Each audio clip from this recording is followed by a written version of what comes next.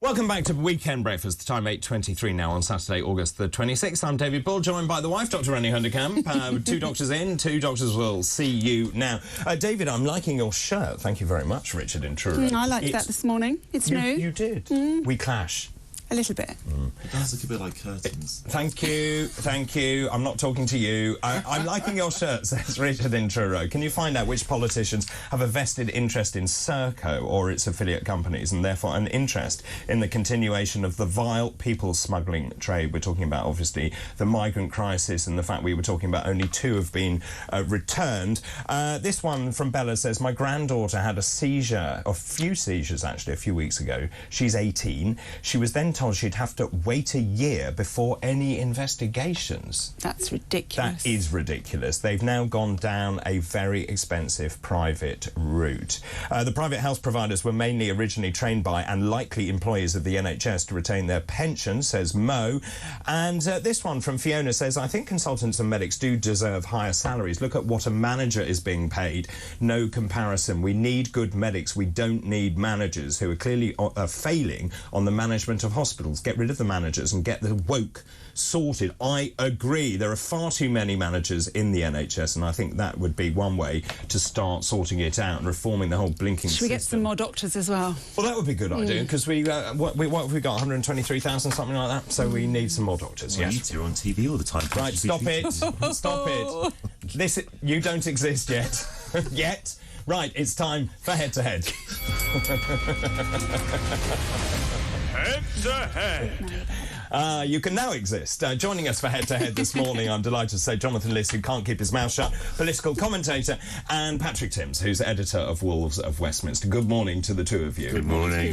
Right, let's start, if we can, with the consultant strike. I'm just really interested in your thoughts on this. I imagine, Jonathan, you're quite torn on this because you're all pro-workers' rights, but they want 35% pay uplift. And, of course, if we're saying the average salary is $134,000 on the NHS, is there sympathy? Do you have sympathy? Look, I've always said during the strikes that it's not for me to say whether people should go on strike. That is for the workers themselves to decide whether they want to organise collectively and whether they have the backing of the union to do so, and whether there's a legal vote to strike. And as we've seen in the course of the strikes, you do have some occasions where the union will suggest stopping the strikes and the workers will kind of go against that, or everyone will kind of agree to the government's offer. So I suppose that obviously, consultants are going to be some of the better paid people, and as we know, they fulfil extremely important roles, and we know that doctors and nurses are about as close it comes to national heroes in this country. So all I can say really is that we have a cost of living crisis which does affect people across the board, and we have huge inflation, and that it is unfair to expect people to take real terms pay cuts. And, you know, I saw a doctor say that there'd been a 35% pay cut over the last 15 years, I think it was. And obviously that, when you put it in figures as stark as that... So you're supporting them? I support, as a principle, the right of workers to go on strike. It's a fundamental... Well, I mean, it's not for me to say what the number should be. What should the number be? I'm not going to put out a number. I'm not a negotiator. Right. I'm just saying that it's the right look. As with any negotiation, David, people put a figure that they want to get. The people they're negotiating with will put another. Obviously, not going to get that. But if they do get it, it will be more than double the average salary of people in this country. So just the pay. I do think you should. I'm all in favour of high wages for everyone, Renée. So I think you should answer the question: should they get 35%?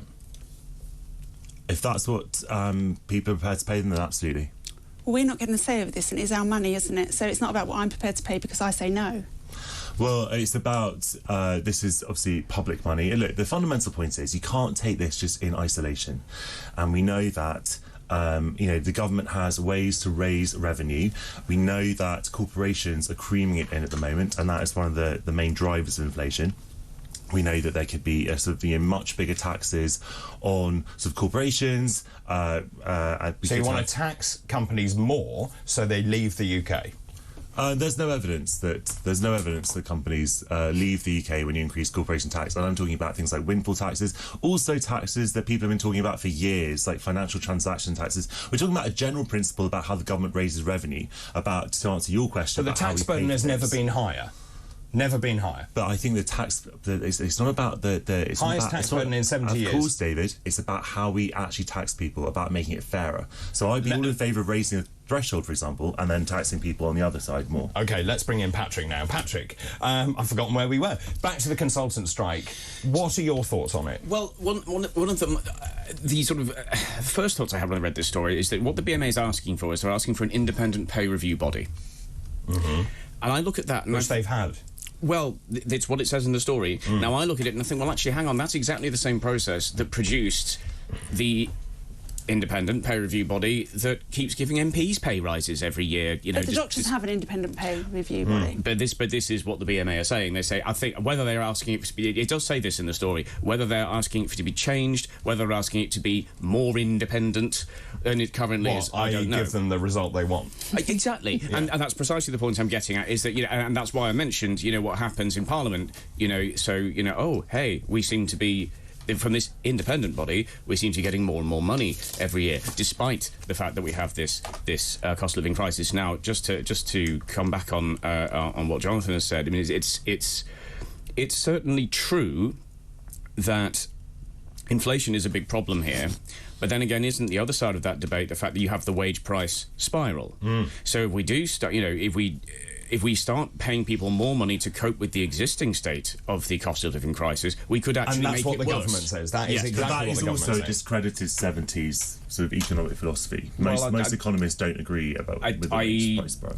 Like most scientists agree with the climate. Yeah, I mean, it's or indeed wearing masks. You know, it's one of those. Where, now, to be fair, look, Jonathan, we're commentating here. So what I would say is that is the government's position. It would seem to be that is the Prime Minister's position. That, you know, raising. So what should they get? What should they, as a figure? Yeah.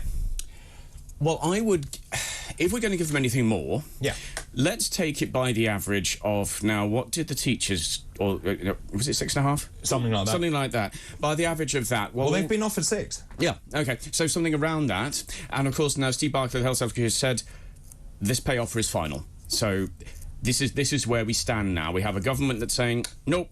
We have the doctors that's saying, well, screw you then, and to here we go. To be fair, I don't think the government have given themselves any wiggle room on this, because I don't think you can give the teachers and the nurses 6.5%. I think they might have even got up to 8 with teachers spread over 2 years. I don't think you can then go and give the doctors 15%. So I think they have to stick by their offer. Let's move on, shall we? I was talking about this. Yevgeny Prigozhin, obviously, we think he died in a plane crash. We think, because, of course, it was the scene of utter carnage, and, of course, there needs to be DNA analysis and also dental records and so on.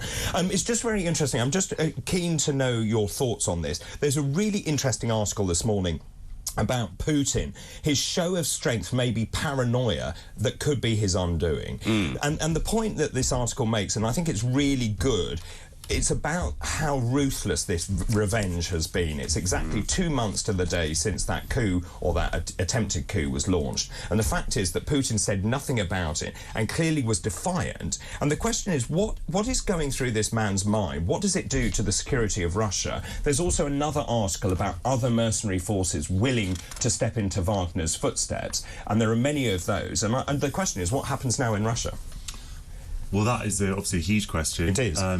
I think that I agreed with the thrust of that article, which I agree was very interesting, that in the short term, Putin is stronger because he's shown that he is not only prepared to sort of, you know, take out the guy who sort of, you know, challenged him in that deeply humiliating coup attempt 2 months ago, but to do it in a spectacular way. You know, normally in Russia, people fall out of windows. Or they have a cup of tea and get right, exactly. And obviously, you know, it was almost like, you know, in a Bond film where you have to have the script tries to come up with more and more sort of inventive and kind of, you know, sort of dramatic ways to sort of take out the opponents. And obviously, you know, a plane crash, you kind of think, what on earth were all the top brass of Wagner doing in the same plane anyway, that suggests a degree of kind of a false sense of security, which kind of is quite interesting in itself, because you kind of think that if anyone should know what Putin was like, it was them. But so that's if the top brass were all in that plane together. Well, I mean, there might be any number of twists, Renee, when it comes to sort of Putin, and obviously, I am sure that since the war on Ukraine and the breakdown in relations, we have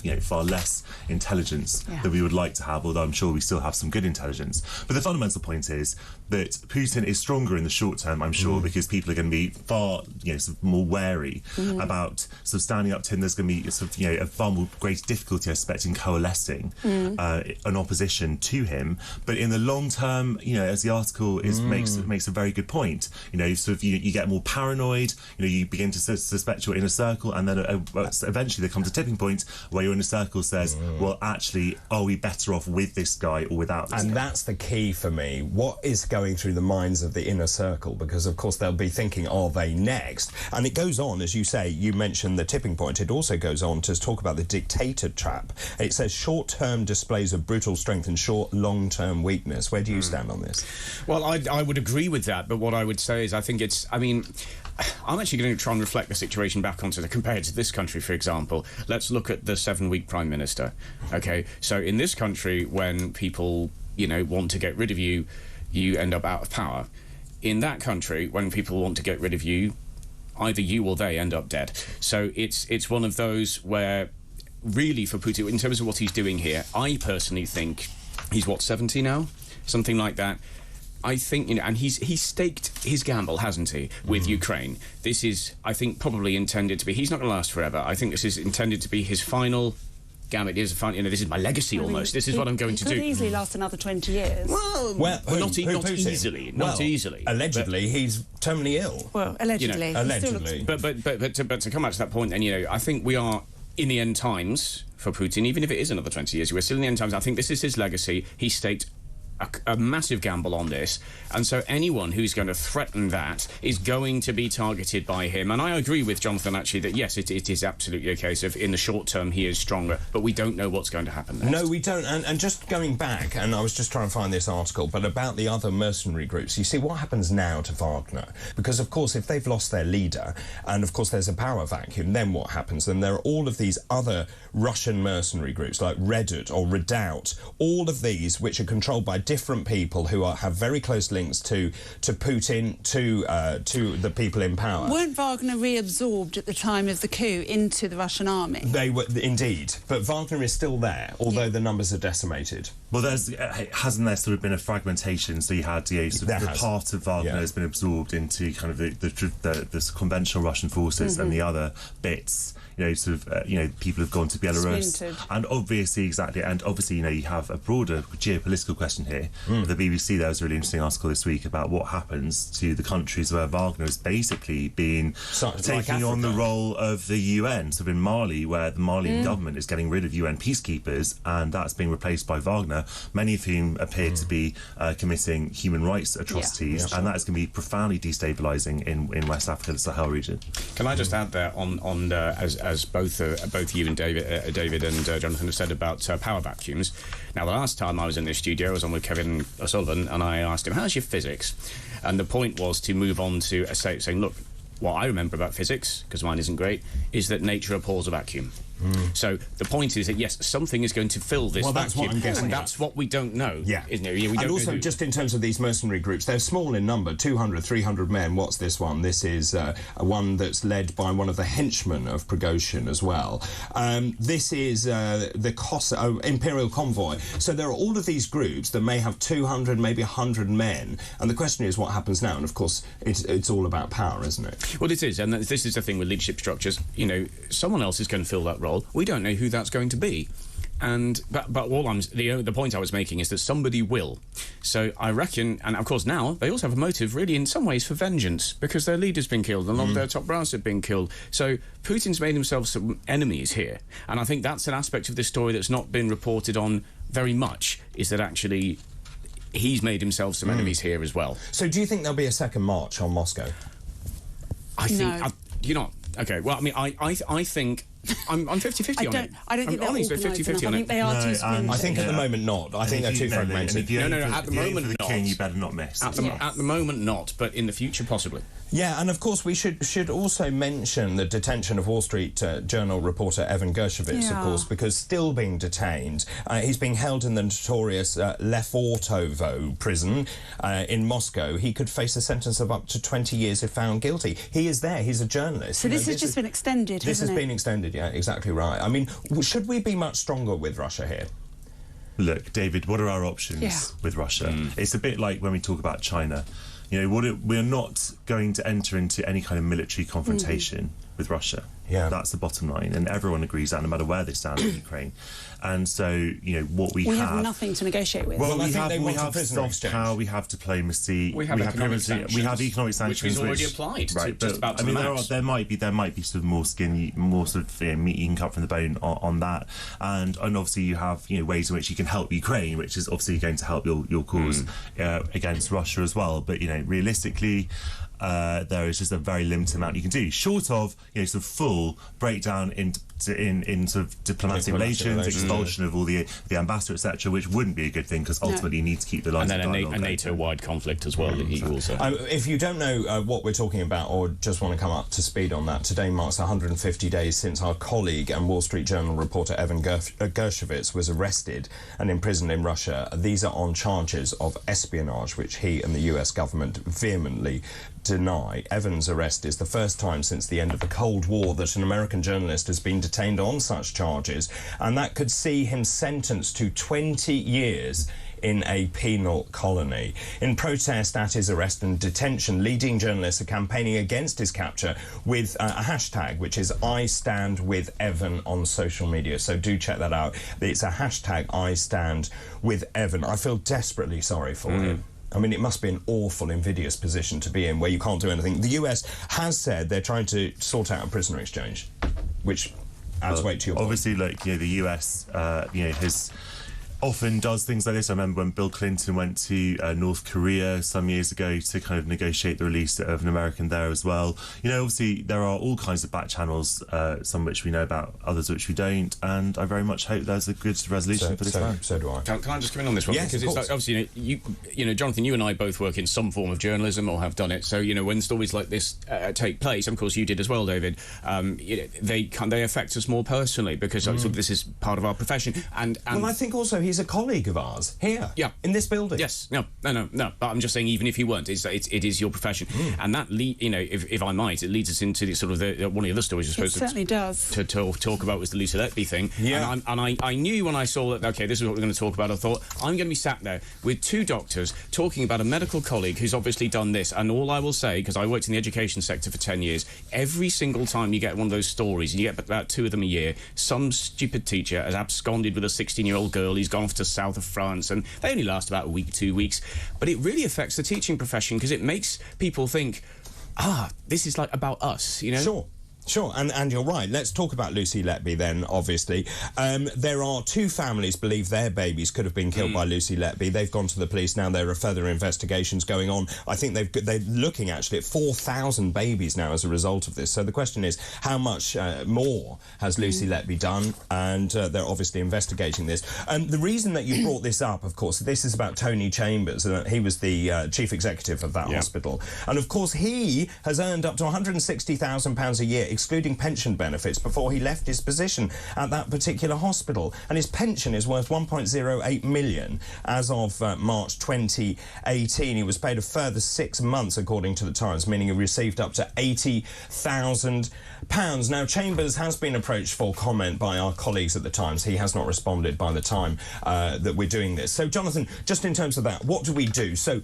at the moment, it's a non-statutory inquiry, so they don't have the power to compel witnesses to come forward. Rishi Sunak now says, well, maybe we'll put a judge in there. Should it be a statutory inquiry? I think it should be. I think that that all the leaves of the state should be harnessed to find out exactly what happened, what could have been done to stop it, who might have some potential criminal sanctions facing them. Obviously, I'm not a police officer or a prosecutor. It's not for me to say whether there have been crimes committed other than Letby's, but clearly there has been institutional failures we were talking about recently on this programme involving NHS management, and clearly there are very, very serious questions for these people to answer. There are.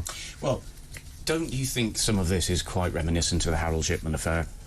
So it's on a different basis, but what I would agree with you, and I would agree with Jonathan, actually. The question is, what's not changed in 20 years? Well, what's not changed that something like this has happened again? I actually think this one's very different to Harold Shipman because he was a GP operating out there in the community on his own. I get that, but... This is in a hospital, and I think the failure here is that quite often whistleblowers in the NHS, if they come forward, lose their careers. That's their reward for trying to keep patients safe. Well, not only in the NHS is that the case, but certainly it happens in the NHS, and we need root and branch reform whistleblowers. They keep saying we've got this goes back to the fact it's a monolith. There is only one employer, so therefore it's very difficult, as well to speak out. And that's what all of these doctors said right at the time, wasn't it? And of course there's also a monopoly. It's not just that, because it's not the only employer, because as a doctor you could go and work for a private employer, but you can't if you lose your licence from the GMC. And doctors are terrified of that, and they are up in front of the GMC for really tiny crimes. They are up in front of their regulator for misgendering people, and they really are. And you know, what we need to do is we need a regulator that first of all listens, and doctors are not scared and nurses are not scared of going forward. So that is a great question. Should there be a regulator for all the managers? Because we, as physicians, are regulated. I would say, broadly speaking, yes. But I'm very wary of the not Quango, but the sort of like, let's add another layer of management question. And the more important thing here is that what is it going to deliver? Because the real bugbear for me with this story is that as much as obviously it's tragic and it's terrible and needs to be dealt with, I'm worried about all the other people coming forward now. Oh yeah, well it might have been Lucy Letby, it might have been Lucy Letby, it might be, yeah, it might not have been. So what I don't want is to end up with a system whereby what we're actually doing here is masking other failures and mishaps because we're all putting it on that. And the other trouble is when you create a monster, right, so like Harold Shipman was, you can also create a legend out of a monster. And you end up then with this scapegoat figure. Not scapegoat, she obviously did do what she did, but you can end up masking other things if you're not quite careful. And I think obviously the point that we've mentioned as well is that in hospitals, sick people do die. Yes, of course. Yes, of course. And neonates in exactly. And I think that we do have to be careful in future that we don't overcorrect and sort of point the finger at any nurse or doctor who is present when there's an unexplained death and think that you must have been because he didn't do enough. But when a doctor comes forward, absolutely, and says, obviously they're failures of this, but I just think that we have to be very, very careful. Consultants come because forward. Doctors and nurses put themselves in the line of fire all the time because they are. When someone dies, he's the first person. So the nurses have a regulator, the doctors have a regulator. So the question is, should the managers have a regulator? Well, I suppose, I do actually have some sympathy with what Patrick has just said. And, if you have the regulators, then you need regulators, the regulators, and so on. Did they actually work hand in glove? But I do think that there obviously something's gone wrong and we need to find out what that was. And there are many different possible solutions to making sure that doesn't happen in the future. OK, well, thank you very much, both of you. That's Jonathan Lis and Patrick Timms there. And that was today's Head to Head. Head to Head. Right, time for a break. After the break, it's your turn. Your calls, your thoughts and your messages. This is TalkTV.